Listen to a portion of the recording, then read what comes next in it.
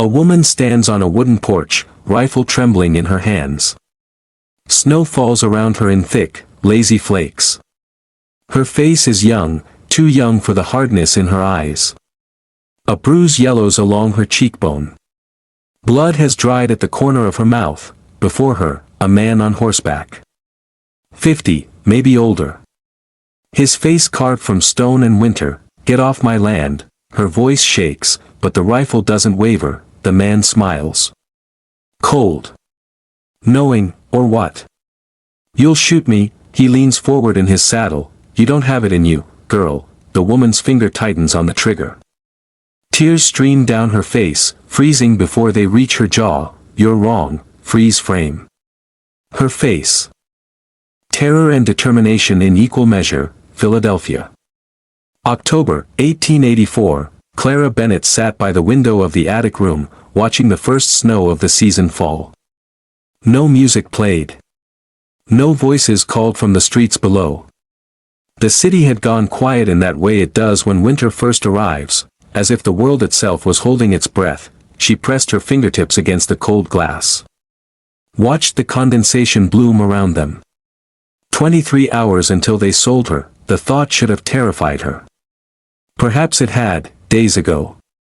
But terror, Clara had learned, was something that dulled with familiarity. Like hunger. Like pain. Like hope. She turned the crumpled newspaper advertisement over in her hands. The paper was soft now, worn nearly through at the creases. She'd read it so many times the words had imprinted themselves on her memory. Seeking wife. Honest rancher, Colorado Territory. Requires helpmate for mountain ranch. Must be hardworking, of sound character. No romantic expectations. Will provide home, protection, respectful partnership. Right to C. Rowan, Crescent Ridge, Colorado. Respectful partnership. Clara closed her eyes. Let the words wash over her like a prayer. From the floor below came the wet, rattling sound of Frank's snoring. Drunk again. Always drunk. Beside her on the narrow cot, the other girls slept, two shadows barely visible in the darkness. Neither would wake if Clara left. Neither would care. She opened the small leather satchel she'd hidden beneath the floorboards. Inside, $3.47, stolen over months from Frank's coat pockets. A train ticket to Colorado, purchased yesterday with shaking hands. A tintype photograph of two people she couldn't remember, her parents, before the fever took them, and a letter. The reply that had arrived 3 weeks ago, that had changed everything. "Miss Bennett, your terms are acceptable. I am not a gentleman, but I am not a cruel one. I will meet you at Crescent Ridge Station on October 15th, enclosed is money for passage. If you do not come, I will understand. If you do, I will keep my word." C. Rowan, $40 had been folded inside the envelope. More money than Clara had ever seen at once. Enough for a ticket. Enough for food. Enough for a future that didn't end in Theodore Crane's basement. She touched the bruise on her face. 2 days old. Ruth's ring had split the skin. The blood had dried brown on the pillowcase. "You'll fetch a good price," Ruth had said, examining Clara's face in the lamplight like livestock. "Theodore Crane doesn't mind a little spirit. Says it makes the breaking more satisfying." Clara had heard the stories about Theodore Crane. Everyone had. 2 wives, both dead. One from falling downstairs. The other simply vanished. And the maid who tried to warn the authorities, found floating in the Schuylkill River 3 days later. But Crane paid well. $500 for a young wife. Virginity guaranteed. Ruth and Frank needed the money. Clara was expendable. Outside, the snow fell heavier. Clara stood. Moved to the small mirror above the wash basin. Studied her reflection in the darkness. 18 years old. Hollow cheeks. Eyes that had learned to go blank when danger approached. Hair the color of winter wheat, hanging limp past her shoulders. Nothing special. Nothing worth $500 except her youth and her fear. She thought about her grandmother then. The only person who'd ever shown her kindness. Dead 5 years now, you're stronger than you know, child, her grandmother had whispered on her deathbed. Don't let them make you forget, but Clara had forgotten. Or tried to. Strength only brought punishment in Ruth's house. She reached under the mattress. Pulled out the other thing she'd hidden. A book. Small, leather-bound, the pages yellowed with age. Materia Medica, the spine read. Medical remedies in Latin, her grandmother had taught her to read it. To understand the language of healing. The properties of herbs. The preparation of tinctures and poultices. Ruth had found the books when Clara was 12. All of them. Burned them in the fireplace while Clara watched. Then beaten her bloody. Women don't need to read, Ruth had said, each word punctuated by the crack of her hand. Women need to know their place. Clara had never touched a book again. Not where Ruth could see, but this one, this single volume, she'd stolen from a street vendor 2 years ago. Hidden it so carefully that Ruth had never found it. And late at night, when everyone slept, Clara read by candlelight. Memorized pages. Let her mind escape to a world where knowledge mattered more than obedience. She opened the book now. Found the page she'd marked. Papaver somniferum. Opium poppy. Its uses. Its dangers. Ruth had been dosing her food with laudanum for months. Clara had noticed the taste. The drowsiness. The way her limbs felt heavy and distant, keeping her docile. Keeping her compliant. Clara had stopped eating Ruth's meals 3 weeks ago. The withdrawal had been agony, shaking, sweating, nightmares that left her gasping. But she'd survived it. Survived the way she'd survived everything else, through silence. Through stillness. Through becoming invisible. She closed the book. Wrapped it in cloth and tucked it into the satchel, 4 o'clock in the morning. 1 hour until the house began to stir, Clara changed into her only other dress. Tied her belongings into a bundle small enough to carry. Paused at the photograph of her parents. She couldn't take it. Too much weight. Too much past. She set it on the windowsill, facing out. A farewell, then she moved toward the door. The stairs creaked beneath her weight. Clara froze. Held her breath. Counted to 30, from the bedroom. Frank's snoring continued. Undisturbed, she descended. 1 step. 2. Testing each board before committing her weight, the front door was 10 feet away. Freedom. Or death. She couldn't decide which frightened her more. Her hand found the handle. Turned it slowly. Where are you going? Clara's heart stopped. Ruth stood in the hallway, a candle in her hand. Her face looked different in the flickering light. Older. Harder. I asked you a question. Clara's mind raced. Lies came easily after 18 years. But something in Ruth's expression stopped her. Away, Clara said quietly. Ruth's eyes narrowed. Took in the bundle. The coat. The determination. Theodore Crane paid good money for you. Theodore Crane can go to hell. The words shocked them both. Clara had never spoken back.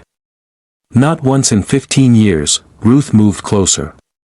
The candle illuminated the deep lines around her mouth. The exhaustion in her eyes. You think you're better than this? Ruth's voice was soft. Dangerous. You think you deserve something more. I think I deserve to not be sold like cattle. Ruth laughed. Sharp. Bitter. We're all sold, girl. One way or another. I was sold to Frank when I was 16. My mother was sold to my father before that. This is what we are. This is what we do. For a moment, just a heartbeat, Clara saw something else in Ruth's face. Not cruelty. But resignation. The dead eyes of someone who'd given up fighting long ago. I'm sorry, Clara whispered. And she meant it. Ruth's hand lashed out. Connected with Clara's cheek. The same bruise. Fresh pain blooming. Get out, Ruth hissed. Before I wake Frank. Before I have him drag you back. Clara stared at her. Trying to understand. Get out. Clara ran, out the door. Down the steps. Into the snow-covered street. Behind her, Ruth stood in the doorway. Watching. The candle trembling in her hand, then she closed the door. And Clara was alone. The train station loomed ahead, gaslit and enormous in the pre-dawn darkness. Clara had never been inside. Never had reason to. The world outside Ruth's house had been forbidden territory. Now she walked through the main doors like she belonged there. Head down. Bundle clutched tight. Invisible in the way only poor women could be, the ticket master barely glanced at her. Destination, Denver. Via Kansas City, he stamped her ticket. Slid it across the counter. Track 4. Departs in 20 minutes. Don't miss the transfer or you'll be waiting 3 days. Yes, sir. Thank you, sir. She found track 4 in a shadowed corner where she could wait without being noticed. Around her, the station woke. Porters. Vendors. Businessmen checking pocket watches. A wealthy couple passed close by. The woman wore furs. The man carried her bag like it weighed nothing. They laughed about something Clara couldn't hear. She looked away. That kind of life wasn't meant for people like her. The train hissed and groaned as it prepared to depart. Clara climbed aboard. Found a hard bench in the third-class car. Sat down between a sleeping laborer and a woman nursing an infant. No one looked at her. No one cared. The train lurched into motion. Through the window, Philadelphia slid past. The tenement. The street where she'd spent 18 years. The life she'd almost had. Then the city fell away.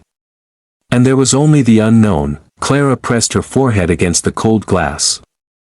Let herself cry. Quietly. So no one would hear. 3 days. That's how long it took to cross the country. 3 days of rattling steel and stale bread. 3 days of sleepless nights and constant vigilance. Men approached her twice. Offers of help that made their intentions clear. Both times, Clara stared through them with the dead eyes she'd perfected under Ruth's roof. Both times, they moved on. The landscape changed. Cities gave way to farmland. Farmland to plains. Plains to mountains that rose like teeth against the sky. Colorado was bigger than Clara had imagined. Emptier. The towns they passed were nothing like Philadelphia, just clusters of wooden buildings scattered across impossible distances. She thought about C. Rowan. The stranger she'd agreed to marry. Tried to picture his face, kind eyes, she hoped. Or at least honest ones, but a small voice whispered, what if he's another Theodore Crane? What if you've traded one monster for another? Clara pushed the thought away. She'd made her choice. Now she had to live with it. On the morning of the third day, the conductor called out, Crescent Ridge. Crescent Ridge, Colorado. 10-minute stop. Clara's heart hammered. This was it. No going back. She gathered her bundle. Stood on shaking legs.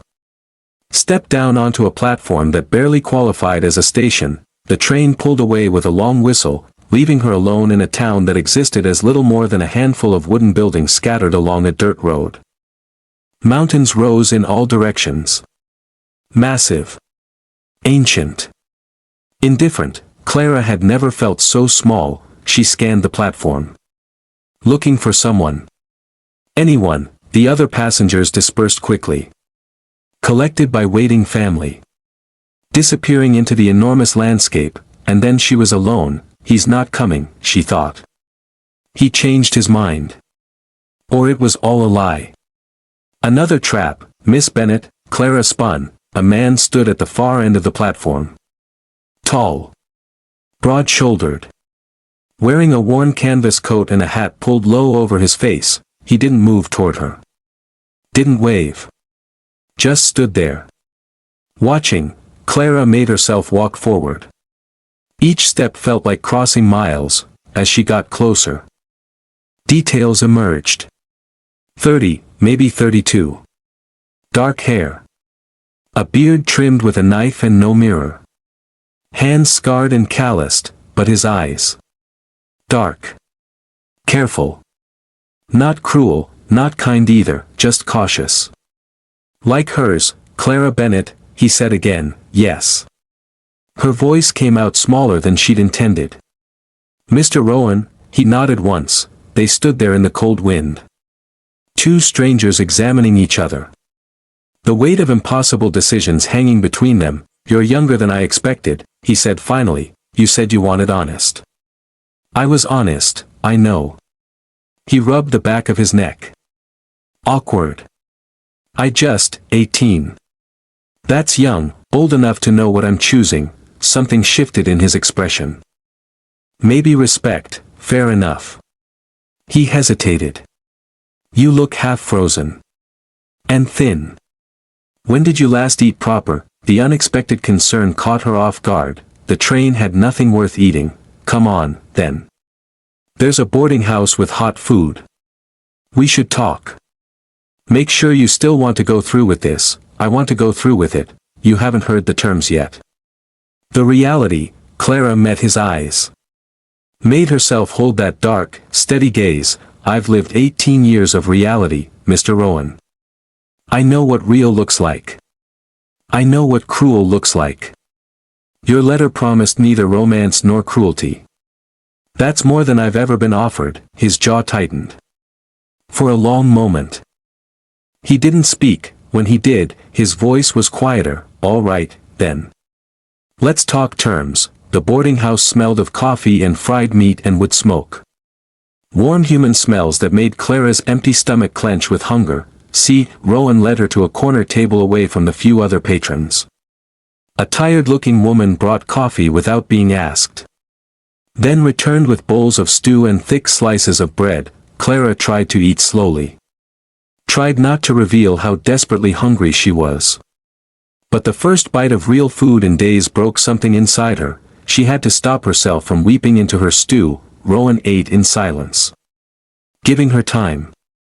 When she'd finished half the bowl. When the worst of the hunger had been blunted, he set down his spoon. The ranch is 3 hours from here. By wagon. In the mountains. His voice was low. Careful. Nearest neighbor is 4 miles. Town is this. Not much, as you can see, Clara nodded.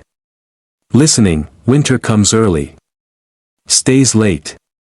Spring is mud and melt. Summer's short. He paused. It's isolated. Hard. Lonely. I don't mind lonely. His eyes searched her face. Why are you here, Clara? Real reason. She set down her spoon. Met his gaze directly, because the people who were supposed to care for me were planning to sell me to a man who kills his wives. Because I had less than a day to escape or spend the rest of my life, however long that would be, in hell. Because your advertisement offered me a choice. And I've never had a choice before. The bluntness of it seemed to surprise him. He leaned back slightly. That's dark, that's true. He was quiet for a long moment. When he spoke again, his voice was even more careful. I'm not good with people, Clara. I'm awkward. Quiet. I say the wrong things or don't say anything at all.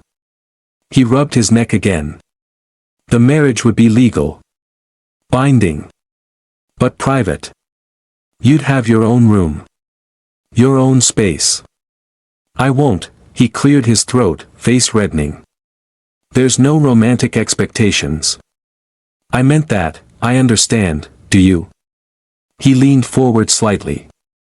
Because I need you to understand what you're agreeing to. That ranch is isolated. You'll be alone with me. A stranger. Miles from anyone. If I turn out to be a liar. If I'm not the man my letter claimed. You'll have no way out. Clara looked at him. Really looked. At the awkwardness in every line of his body. The careful distance he maintained. The genuine concern in his dark eyes. Mr. Rowan, she said quietly. I've lived with liars. I've lived with cruelty disguised as care. I've learned to recognize the difference. She paused. You're not a liar, his expression flickered. Something that might have been relief, all right, then. He stood. Pulled coins from his pocket. Left them on the table. There's a minister 3 buildings down. If we go now, we can be married before dark. Clara's heart began to race. This was it. No more time for doubt, she stood. Gathered her small bundle. I'm ready. The minister's house was small. Shabby. But the man himself was kind-faced and calm. He asked no questions when Rowan explained they wanted to marry immediately. Do you have a witness? Rowan hesitated. Then stepped outside. Returned with an elderly man who ran the general store next door. The ceremony was brief. Shockingly so, Clara stood next to see Rowan in a stranger's parlor. Wearing her only dress. Holding no flowers. With no family present to mark the moment, the minister read from a worn book. Rowan repeated words in his low, rough voice. Clara spoke her vows in barely more than a whisper. Do you have a ring? The minister asked. Rowan's face reddened. No. I didn't think. It's fine, Clara said quickly. We don't need, but Rowan was already pulling something from his pocket. A thin silver ring. Tarnished. Old, it was my mother's, he said quietly. Only thing I have of hers. If you want it, Clara stared at the ring. Emotion sudden and unexpected, tightening her throat, he was giving her his mother's ring. This stranger. This lonely man, are you sure, she whispered, she'd want someone to wear it. Someone who needed it. Clara extended her hand. The ring slipped onto her finger. Too large, but not so large it would fall off. By the power vested in me, the minister concluded, I now pronounce you husband and wife. Husband and wife. Clara Bennett was now Clara Rowan. Outside, the afternoon sun was sinking toward the mountains. Turning the sky orange and pink, Rowan led her to a wagon hitched to 2 sturdy horses. Helped her up to the bench seat with careful, impersonal efficiency. 3 hours, he said, taking up the reins. We'll be there before full dark. The wagon lurched into motion. Clara gripped the edge of the seat. The silver ring loose on her finger. Her small bundle on her lap. Behind them, Crescent Ridge faded into distance. Ahead, the mountains rose higher and higher. Their peaks catching the last of the sunlight, they traveled in silence. The only sounds, the creak of the wagon. The clip of horse hooves. Wind moving through pine trees. Clara had never been anywhere like this. The mountains surrounded them. Massive. Ancient. Indifferent, the air smelled of pine and cold water and something else she couldn't name. Something wild and clean. You all right? Rowan asked after perhaps an hour. Yes, she didn't know if it was true. But it was the only answer she could give. The sun disappeared behind the western peaks. Twilight came quickly. The temperature dropped. Clara shivered in her thin coat. Trying not to let him see, he saw anyway. Without a word, he pulled a wool blanket from behind the seat. Draped it over her shoulders. Thank you, he just nodded. Darkness fell. The world contracted to creaking wheels and breathing horses and the enormous weight of night. Then ahead, lamplight. A small house emerging from the darkness. There, Rowan said. Something that might have been relief in his voice. That's home. He pulled the wagon to a stop in front of a small log structure. Stone chimney. Covered porch. Smoke rising from the chimney, simple. Rough built. But solid. I'll tend the horses, he said. Doors unlocked. Go inside. Get warm. Clara clutched her bundle. Approached the house on shaking legs. The door opened beneath her hand. Inside, lamplight and firelight. A single room serving as kitchen, dining area, sitting space. Clean. Almost obsessively so, a table and 2 chairs. A wood stove. A rocking chair near the fireplace. Shelves lined with neatly organized supplies. and in the back corner, a doorway, the bedroom. Clara's heart hammered. She was here. In a stranger's house. Married to a man she'd met 4 hours ago. The magnitude of what she'd done crashed over her like a wave, but the house was warm. The fire crackled peacefully. And through the window, she could see Rowan in the barn. Moving with steady, unhurried competence. Tending his horses before tending to himself. The door opened. He stepped inside. Stamped his boots.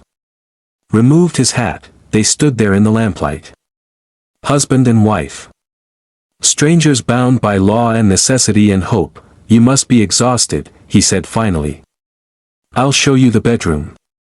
I'll sleep out here, you don't have to, I do. His voice was firm. I gave you my word. You get privacy. You get your own space, he gestured toward the back room. There's a bed. Blankets. It's yours. Clara moved to the doorway. Looked into a small room dominated by a simple bed frame with a straw mattress and layers of quilts. A single window looked out onto darkness and forest. It was sparse. Rough. Nothing elegant. It was the first room in her entire life that was truly hers. Something broke inside her chest. She turned away quickly. Not wanting him to see the tears. Thank you, she managed. You're welcome. He was quiet for a moment. Clara. I know this is strange. I know you don't know me. But I meant what I said. You're safe here. I'll keep my word, she nodded.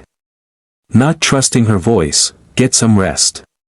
We'll figure out the details tomorrow. Clara stepped into the room. Closed the door gently behind her, stood there in the darkness. Listening to Rowan moving around the main room. Banking the fire. Laying out blankets. Settling in for the night, she set her small bundle on the bureau. Removed her boots. Wrapped herself in the quilts. The bed was surprisingly comfortable. The blankets warm. Outside, wind moved through pine trees. Far away, a wolf howled. Clara touched the ring on her finger. Turned it slowly. Tomorrow, her new life would begin, but tonight, for the first time in 18 years, she went to sleep knowing she was safe. It wasn't love. It wasn't even friendship yet, but it was a beginning, and for a girl who'd had nothing, a beginning felt like everything. Clara woke to absolute silence. No vendors calling their wares. No neighbors arguing through thin walls.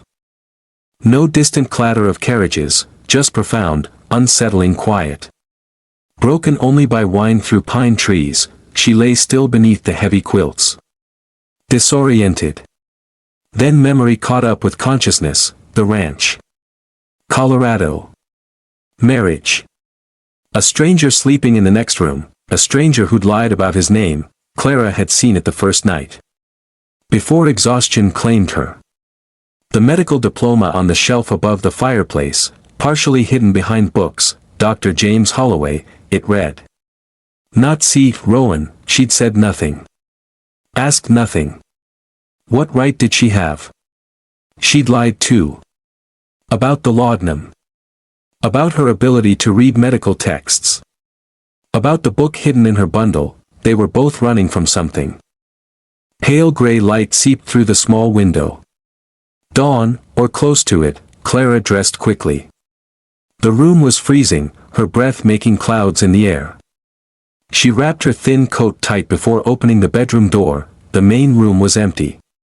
The blankets Rowan, James, whoever he was, had used were already folded and stacked on the rocking chair. The fire in the stove had been built up, radiating warmth. A pot of coffee sat on top, steam rising. Through the window, Clara saw him outside. Carrying buckets from the well to the barn. Moving with efficient purpose, she approached the coffee pot cautiously.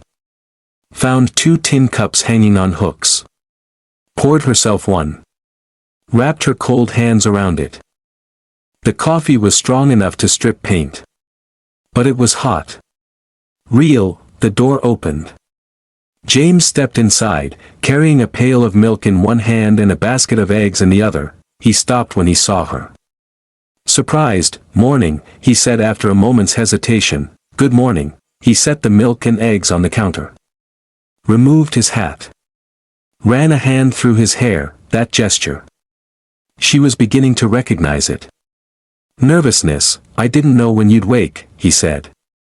Wasn't sure if I should, if you'd want, I'm awake now, right? Yes. He cleared his throat. I usually eat at sunrise. Eggs. Bread, if there is any, I can cook. The words came out quickly. That's part of why I'm here. To help, James looked at her. Something shifting in his expression. You don't have to start today. You just arrived. You should rest. I'd rather be useful. He studied her for a long moment. Then nodded, all right. If you're sure. Clara moved to the counter. Examined the supplies with practiced eyes. Flour. Salt. A tin of lard. Dried herbs, basic. But sufficient. She cracked eggs into a bowl. Found a fork to beat them. Do you have a garden? She asked. Had one. Let it go wild the last 2 seasons. James moved to the stove, added wood. Didn't seem worth the effort just for me, we'll need one come spring. 4 vegetables. Preserving, we can do that. He paused. The previous owner, man who built this place, he gave up after 2 winters. Went back east. Sold it to me cheap. Why did he leave? The isolation broke him. James said it simply. Most people don't last long up here. Does it bother you? The isolation? No. Clara poured the eggs into a hot skillet. Watched them sizzle and set. It doesn't bother me either, she said quietly. People have never been kind to me, mister. She stopped. Which name should she use? He noticed the hesitation. His jaw tightened. It's Caleb, he said. You can call me Caleb. That's what people here know, not James, then. Not yet. The lie would continue. Clara said nothing. Just flipped the eggs with economical efficiency. They ate at the small table. The morning light growing stronger through the windows. Outside, the world revealed itself in shades of green and gray and gold, dense forest climbing steep slopes. Mountains rising beyond mountains. A sky so blue it almost hurt to look at. It's beautiful, Clara said quietly. It is. James, Caleb, followed her gaze. Harsh. But beautiful. After breakfast, he showed her around the ranch properly. The barn housing 2 horses, a milk cow, chickens. A small pasture stretching toward the tree line. The cattle are up in the high meadow, he explained. I'll bring them down in a few weeks. Before the heavy snows. What do you need me to do? He looked at her. That careful assessment again, today. Nothing. Learn where things are. Get comfortable, but Clara had never been comfortable with idleness. I'd rather work, so he put her to work. Small tasks. Collecting eggs. Feeding chickens. Learning the rhythms of ranch life, and slowly, carefully, Clara began to observe the way he spoke to the animals with unexpected gentleness. The way he organized everything with military precision. The way he sometimes stopped mid-task, staring at nothing, his face blank, like he was somewhere else. Seeing something she couldn't see. By midday, Clara's hands were raw from unfamiliar work. But she felt more alive than she had in years, that night. After a simple dinner, Caleb sat by the fireplace. Reading. Clara took her own book from her room, not the medical text, but a novel she'd borrowed from the boarding house. They read in comfortable silence. The fire crackling. Wind moving through the pines, it was peaceful. Almost unbearably so. Clara's eyes kept drifting to the shelf. To the diploma partially hidden behind other books. Dr. James Holloway. Who was he? What was he running from, and when would he tell her the truth? 3 weeks passed. Clara settled into the rhythms of ranch life. Learning. Adapting. Growing stronger. She and Caleb spoke little. But the silence between them wasn't uncomfortable. It was the silence of two people working toward the same goal. Learning each other's patterns, Clara discovered he had nightmares. Sometimes she'd wake to hear him thrashing in his bedroll by the fire. Calling out names she didn't recognize, she never asked about them. He discovered she hoarded food. Tucking away extra bread in her room like famine might come at any moment, he never mentioned it. They were both broken in their own ways.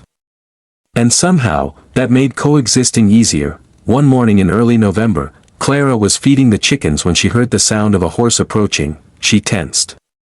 Looked toward the house. But Caleb was already coming out, his face wary. A woman rode into the yard. 40, maybe older. Asian features. Weathered face. She sat her horse with the easy confidence of someone who'd been riding her whole life. "Good morning," the woman called. Her accent was slight. Chinese, Clara thought.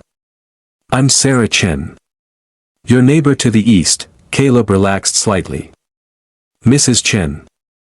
This is my wife, Clara." Sarah's eyes took Clara in. Sharp. Assessing. But not unkind. "Welcome to the valley, Mrs. Rowan. I wanted to come by sooner, but the weather's been poor." "Thank you," Clara said. Unsure of the protocol, Sarah dismounted. Pulled a cloth-wrapped bundle from her saddlebag. "Brought you some preserves. And bread. Thought you might appreciate it." "That's very kind." Sarah handed the bundle to Clara. Their hands touched briefly. Sarah's were calloused. Scarred. "Working hands. How are you settling in?" Sarah asked. "Well enough. It's hard up here. Especially for women. Especially in winter." Sarah's eyes were kind but direct. "If you need anything. If there's trouble. You send word.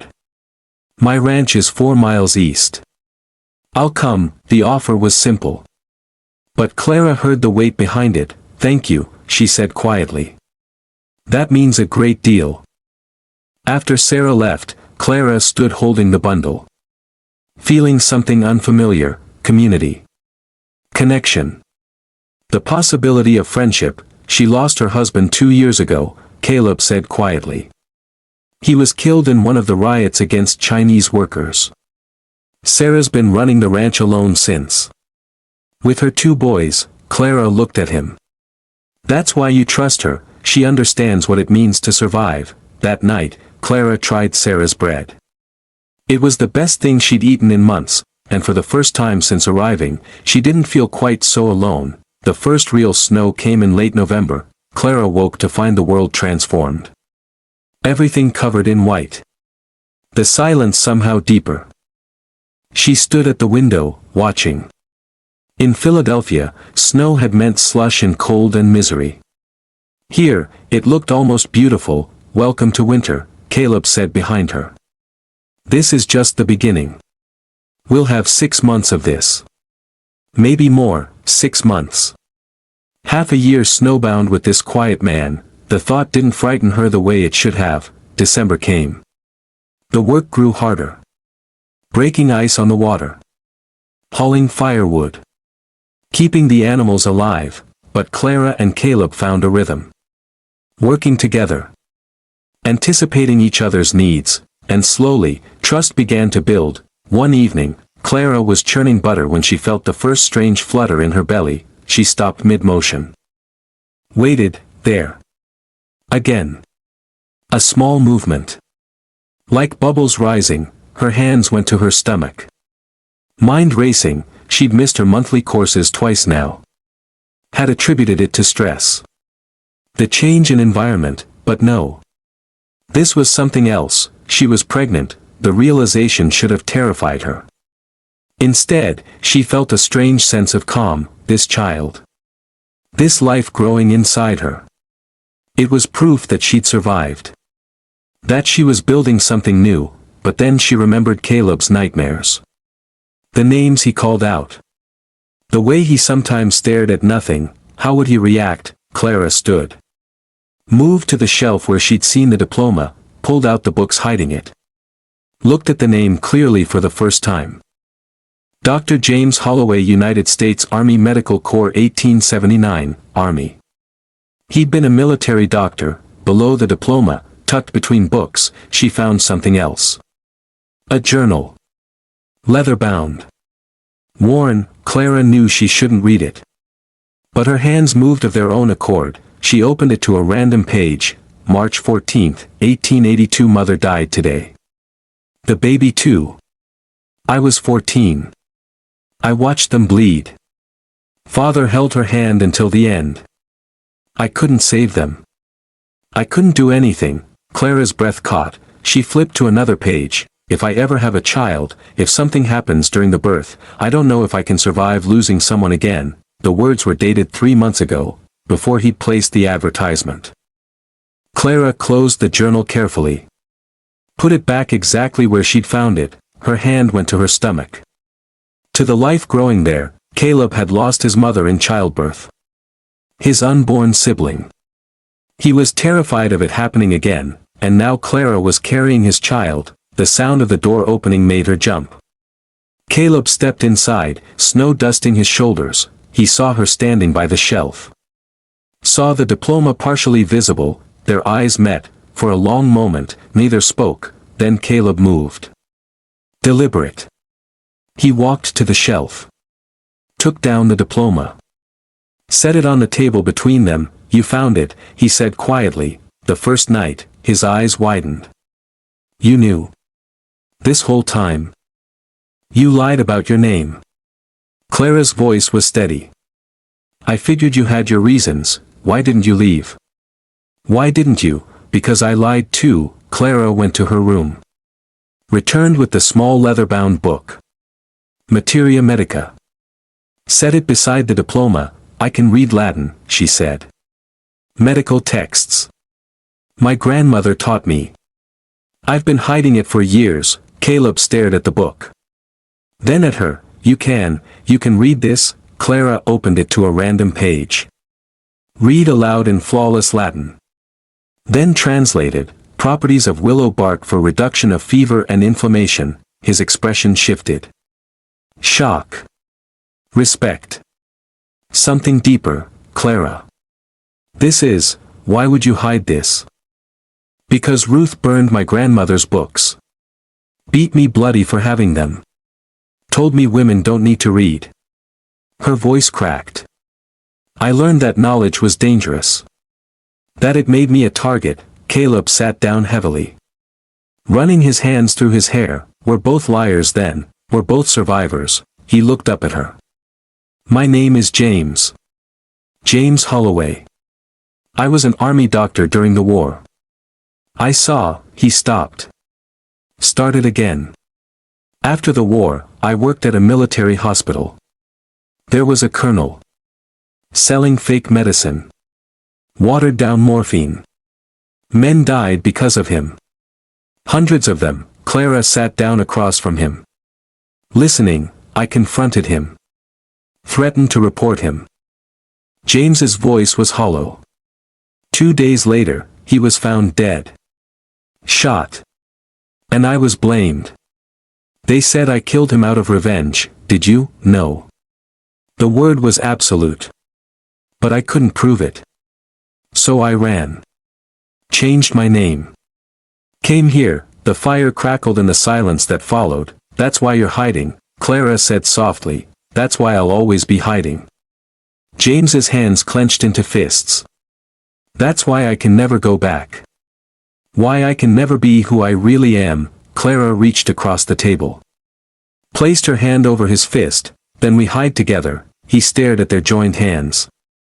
You don't understand what you're saying. If anyone finds out, they won't. Because I won't tell them. She squeezed his hand. James. You gave me a home. Safety. Respect.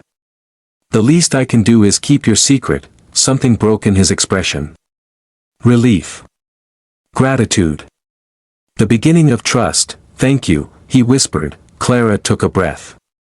Now or never, there's something else you should know. He tensed. What? I'm pregnant. the color drained from James's face, he stood abruptly. Walked to the window. Braced his hands against the frame. Long moments passed. Clara watched his shoulders rise and fall with harsh breathing. "James," she said softly. "Talk to me, my mother." The words came out rough. Broken. "She died having my sister. I was 14. I watched her bleed. The baby died too. I swore I would never," his voice cracked. "I swore I would never risk that. Never put anyone through that." Clara stood. Moved to him. Didn't touch. Just stood close. "I know. I read your journal." He turned. Eyes wet with unshed tears. "Then you know I can't lose you, Clara. You're the first good thing that's happened to me in 8 years. If something happens, nothing's going to happen to me, you can't know that, no. But I can fight. I can refuse to give up." She waited until he met her eyes. "And I need you to promise me something." "What?" "Promise you won't let fear make you pull away. That you won't start treating me like I'm fragile. I need you to trust that I can do this." James stared at her. Face working through a dozen emotions. Finally, slowly, he nodded. "I'll try." It wasn't a full promise. But it was honest. That was something. Winter deepened. January brought cold so severe that ice formed inside the windows. Clara's belly began to swell. The baby's movements became more frequent. Stronger. James watched her constantly. Hypervigilant. Trying not to let his fear show, but Clara saw it. The way his hands shook when he helped her with heavy tasks. The way he checked on her 20 times a day. "I'm pregnant, not dying," she finally snapped one morning. "I know. You need to trust me." He nodded. But the fear remained. One afternoon in late January, Clara was organizing supplies when she heard a horse approaching. She tensed. Moved to the window. A man sat on horseback in front of the house. 50, maybe older. His face hard. Calculating. He wasn't alone. 2 other men flanked him. Clara's heart hammered. She moved to the door. The rifle James had taught her to shoot was propped nearby. James came running from the barn, his face pale. The lead rider smiled. "Cold, James Holloway," he said. "Or should I call you Caleb Rowan?" James went rigid. "Who are you?" "Marcus Hayes. Your neighbor to the north." Hayes leaned forward in his saddle.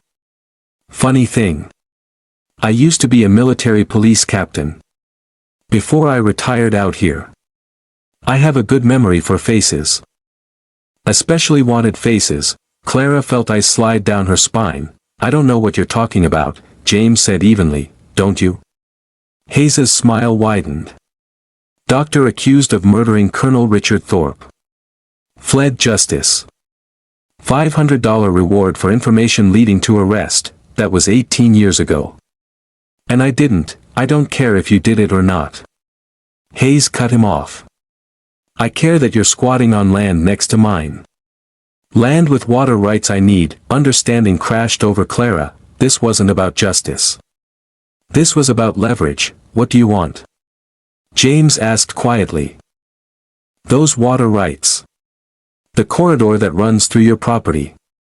Sign them over to me, and your secret stays safe." "And if I refuse?" Hayes shrugged. "Then I send a telegram to Philadelphia. Military police come collect you. And your pretty young wife here." His eyes slid to Clara, to her swollen belly. "Well. That would be a shame.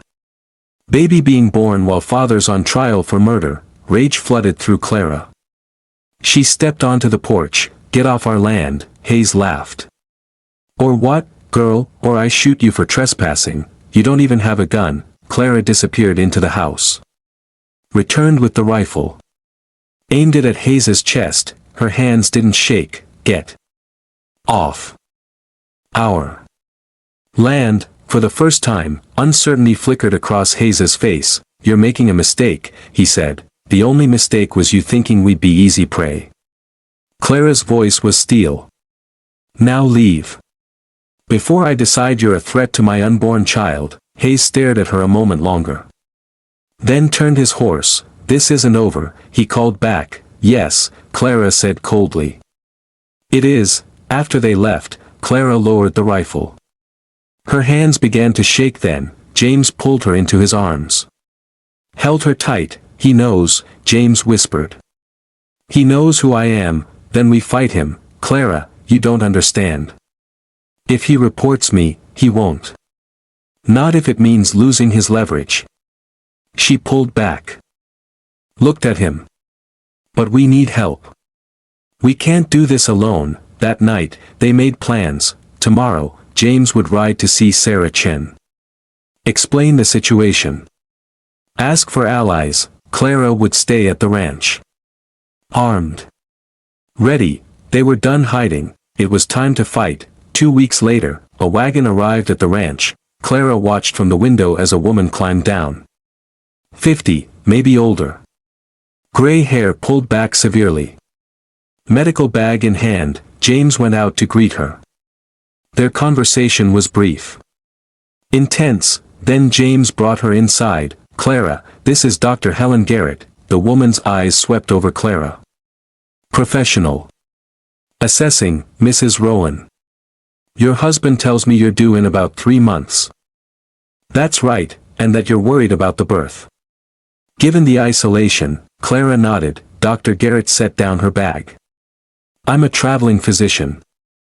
I cover this territory. If you'd like, I can arrange to be here when the time comes. Relief flooded through Clara.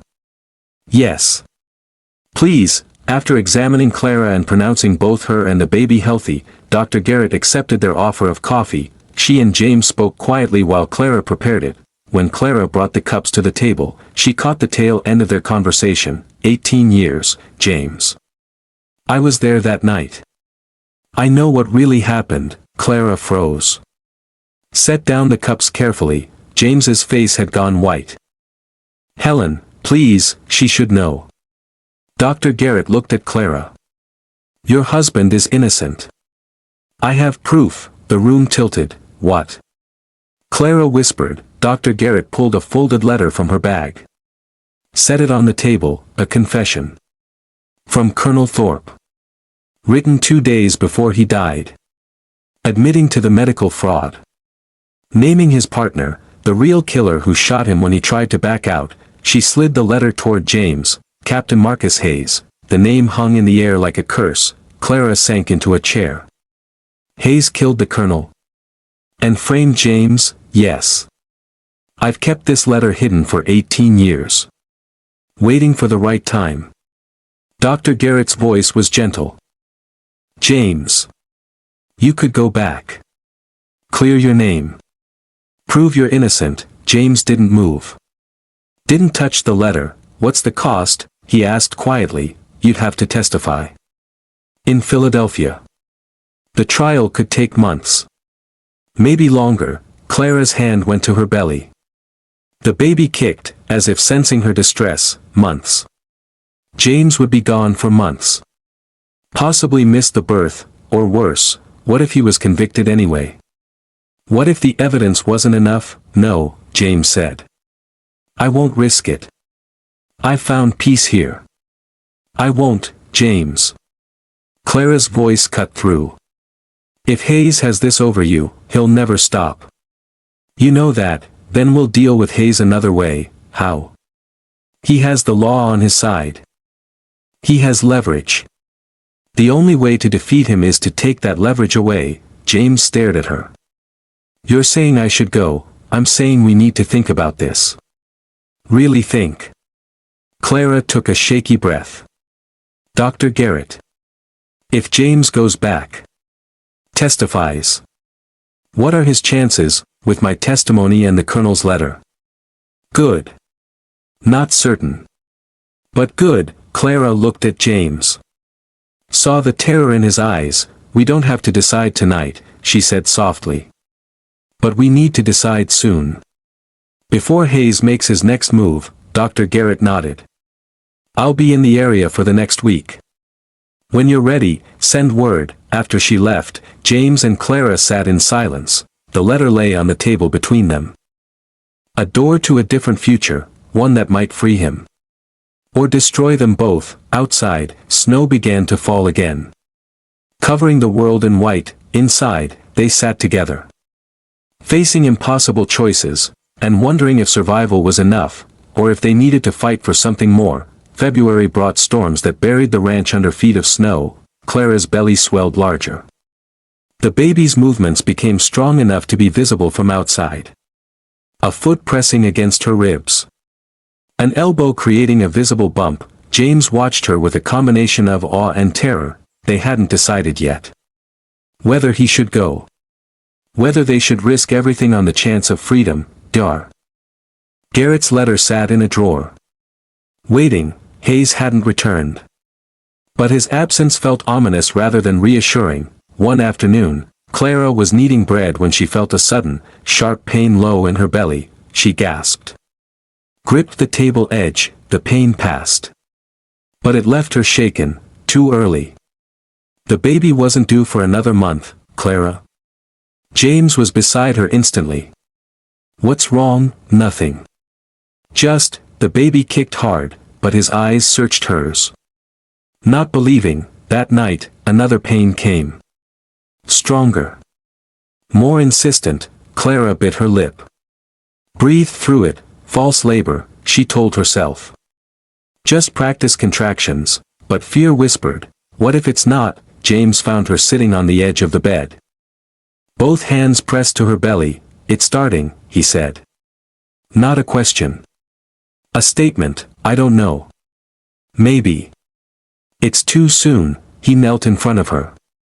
Took her hands. I'm going for Dr. Garrett. James, the snow, I'll make it. But I need you to promise me something. What, if things get worse while I'm gone?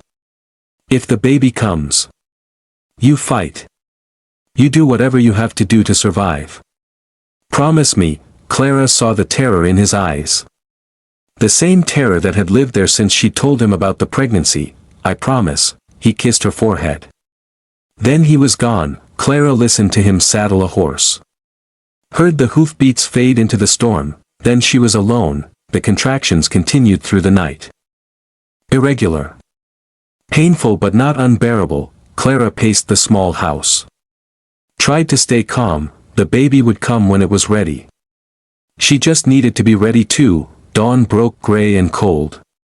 Still no sign of James. Clara was stoking the fire when she heard it. The sound of multiple horses approaching. She moved to the window. Felt her blood turn to ice. Marcus Hayes. With the same two men from before, and behind them, a fourth rider. Even from a distance, Clara recognized that face. Theodore Crane. No. No, this couldn't be happening. Clara grabbed the rifle. Checked it was loaded. Positioned herself between the door and the bedroom. Hayes dismounted. Walked straight to the porch like he owned it. Mrs. Rowan, he called. Or should I say Mrs. Bennett? Funny thing. Got a telegram from Philadelphia. Seems there's a reward for you too. $500 for a runaway intended bride. Clara's heart hammered. But she kept her voice steady. I don't know what you're talking about, don't you? Hayes smiled. Theodore Crane here paid good money for you. Says you stole from him. Says you're his property. Crane stepped forward. That same cold smile Clara remembered. Clara, dear. Time to come home. I'm not going anywhere with you. I don't think you have a choice. The contraction hit harder than before. Clara gritted her teeth. Refused to show pain. You're trespassing. She managed. All of you. Leave. Now, where's your husband, Mrs. Rowan? Hayes's voice was mocking. Gone for help. Left you all alone in your condition. He took a step onto the porch. Clara raised the rifle. One more step and I shoot. You won't. You're not a killer, maybe not. But I'm a mother protecting her child. And that makes me more dangerous than you can imagine. Hayes paused. Uncertainty flickering across his face, then a voice cut through the tension. She's not alone. A young man stepped out from behind the barn. 16, maybe 17. He had Hayes's build. His features, Tommy. Hayes's voice cracked. What are you doing here? The right thing. Tommy raised his own rifle. Aimed it at his father. For once in my life. The right thing, boy, you don't know what you're. I know you killed Colonel Thorpe. I found your journal. Read about how you helped cover it up. How you framed Dr. Holloway. Tommy's voice shook but his aim didn't. And I know you've been planning to kill him. Not just threaten. Kill. Hayes's face went white.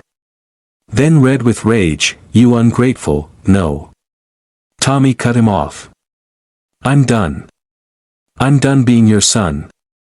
I'm done pretending you're a good man. Another contraction hit Clara. Stronger. She gasped. Hayes saw it. Smiled. Well. Looks like nature might solve our problem for us. Shame to lose a baby because the father isn't here to help. Fury flooded through Clara. Burned away the fear. You want this land that badly, she said. You want to destroy us that completely. I want what's mine. And to eliminate threats to my freedom. Then you failed. Clara lowered the rifle slightly. Because even if you kill us. Even if we don't survive this. Dr. Garrett has the evidence. She has the confession. And she's already on her way to the authorities. It was a bluff. But Hayes didn't know that. His expression shifted. Calculation. Uncertainty, then the sound of more horses. Many horses. Sarah Chen rode into the yard. With her 2 grown sons. Behind them, 3 other ranchers Clara recognized from her trips to town, and Dr. Garrett. With James, Hayes was surrounded. Sarah dismounted. Walked straight up to Hayes. Her voice was quiet but deadly. You murdered my husband. Hayes's eyes widened. What? I never. The riot 2 years ago. You organized it. I have witnesses. She pulled a folded paper from her coat. Signed statements. You're not just a murderer, Hayes. You're a coward who hides behind mobs. James stepped forward. His face was set. Determined. It's over, Hayes. Dr. Garrett's evidence proves you killed Colonel Thorpe. Sarah's evidence proves you orchestrated the riot that killed her husband. And your own son is willing to testify about your plans to kill me. Hayes looked around. Saw he was beaten, then his hand went to his gun. If I'm going down, Tommy fired. The shot went wide. Intentionally. But it startled Hayes's horse. The animal reared. Hayes fell. When he hit the ground, Sarah's sons were on him. Disarming him. Holding him down, Crane tried to run. Didn't make it 10 feet before one of the ranchers roped him like a steer. Clara sagged against the doorframe. Relief and pain washing through her in equal measure. James was beside her instantly. Supporting her. The baby? He asked. Coming. Soon, I think. Dr. Garrett was already moving. Let's get you inside. The labor lasted through the day and into the night. Dr. Garrett worked with calm efficiency. Sarah Chen stayed to help. Her presence steady. Reassuring. James paced. Prayed. Held Clara's hand when she needed it. Stepped back when she needed space. The pain was beyond anything Clara had imagined. But it was purposeful. Leading somewhere. You're doing beautifully, Dr. Garrett said. Just a bit longer. Clara bore down. Every muscle straining. A sound tearing from her throat she didn't recognize. I can see the head, Dr. Garrett said. One more push, Clara. One more. Clara gathered every ounce of strength she had left. Pushed, then, a rush of release, and a cry. Thin. Wavering, the most beautiful sound she'd ever heard. It's a girl, Dr. Garrett said. Her voice thick with emotion. You have a daughter. She placed the baby on Clara's chest. This tiny, perfect creature with dark hair plastered to her head and eyes squeezed shut against the brightness. Clara's hands came up automatically. Cradling her. Protecting her. "Hello," she whispered. "I'm your mother." James stood frozen, staring at them both, tears streaming down his face. "She's perfect," he finally managed. Dr. Garrett worked quickly, efficiently. When Clara and the baby were both cleaned and settled, she stepped back, both healthy. She said, "You did it, Clara." Clara looked at James. Saw everything he'd been terrified of not happening.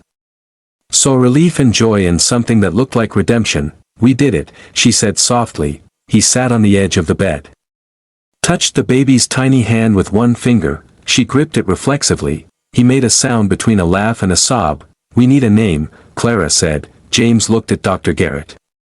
"Helena. After the woman who saved my life." "If that's all right." Dr. Garrett's eyes filled with tears. "I'd be honored." Outside, dawn was breaking. The storm had passed. The world was washed clean. Inside, a new family had been born. Hayes was arrested. Not just for threatening James and Clara, but for murder. Colonel Thorpe's death. The riot that killed Sarah's husband. The evidence was overwhelming. The Colonel's confession. Sarah's witnesses. Tommy's testimony about his father's plans. Hayes would hang. There was no question. Crane was arrested too. For human trafficking.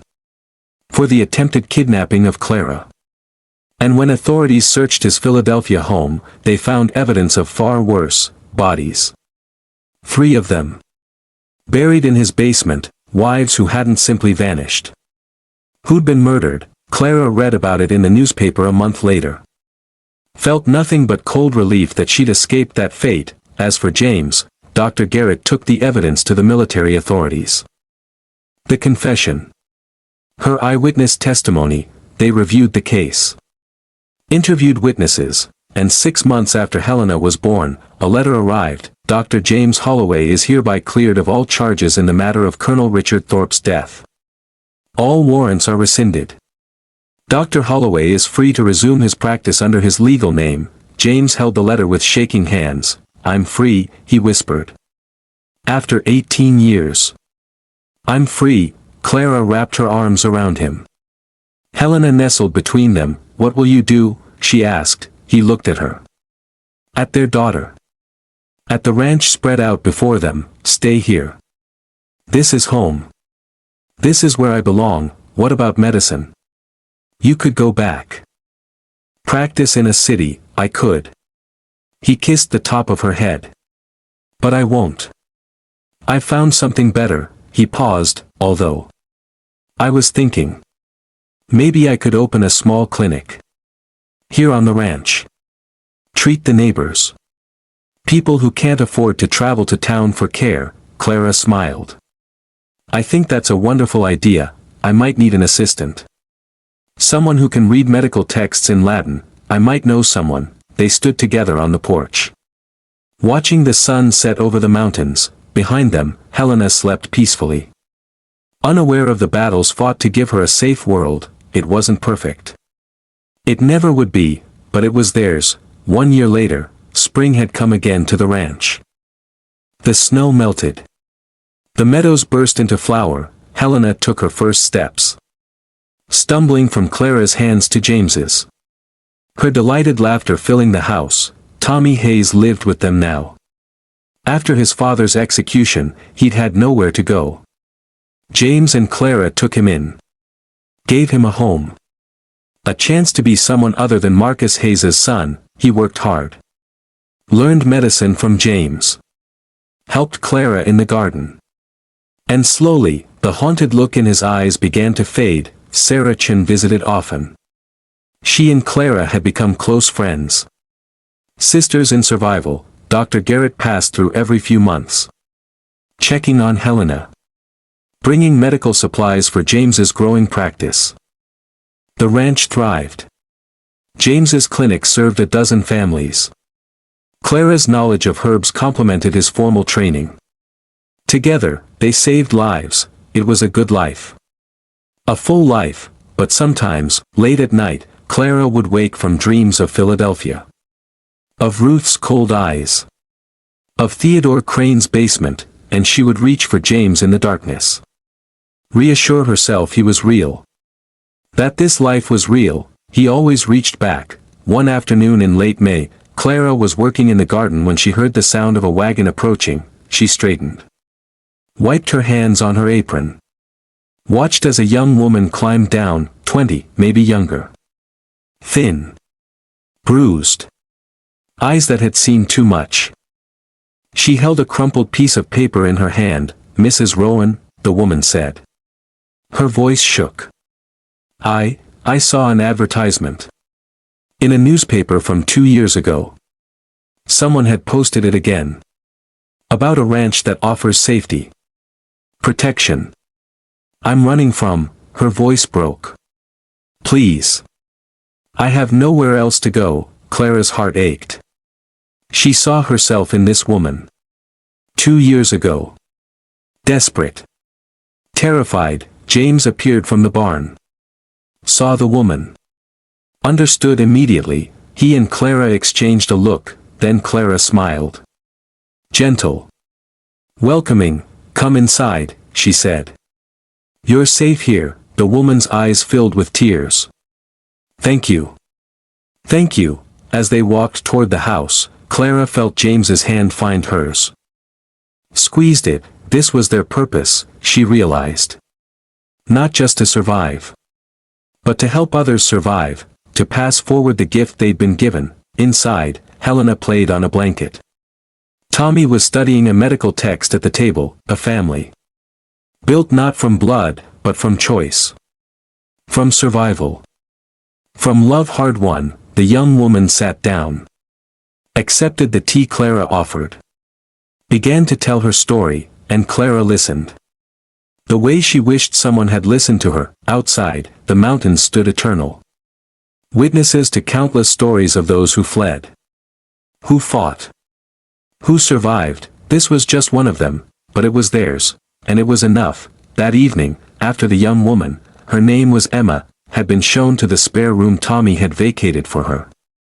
After dinner had been cleared and Helena put to bed, Clara and James sat on the porch. The sunset painted the sky in shades of orange and pink and purple. The air smelled of pine and new grass and possibility. Are we really doing this again?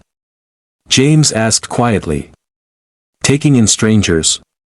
Putting ourselves at risk? Who else will? Clara rested her head on his shoulder. We have the space. The resources. The knowledge that no one else is coming to save people like Emma. Like I was. It could bring trouble. It could. Probably will. She lifted her head. Looked at him. But it's the right thing to do. James was quiet for a long moment. Then he nodded. You're right. As always, they sat in comfortable silence. Watching the stars emerge. From inside, they heard Tommy helping Emma settle in. Offering her extra blankets. Showing her where things were. The boy Marcus Hayes had tried to make into a monster, choosing kindness instead. Do you ever regret it? Clara asked. Coming here. Advertising for a wife? Never. Not once. James took her hand. Brought it to his lips. You saved my life, you saved mine, we saved each other. Clara smiled. I think that's more accurate. Another comfortable silence. Then James spoke again. I got a letter today. From the university in Denver. They want to know if I'd be interested in teaching. Part-time. Medicine, what did you say? I said I'd think about it. He paused. What do you think? I think you'd be brilliant at it. I think those students would be lucky to learn from you. It would mean being away.